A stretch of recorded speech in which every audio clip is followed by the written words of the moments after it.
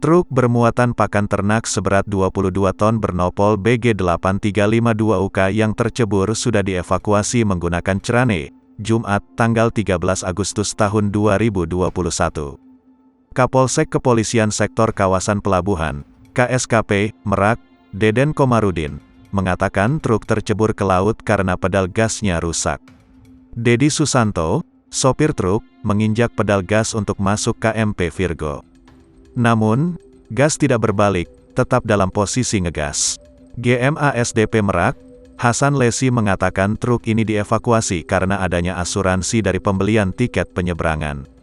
Menurut Hasan, proses evakuasi truk ini dimulai sekitar pukul 16 menggunakan cerane dan berhasil diangkat ke darat sekitar pukul 17.30. Terkait kerusakan pembatas jalan di Pelabuhan Merak, dirinya akan melakukan perbaikan secepat mungkin.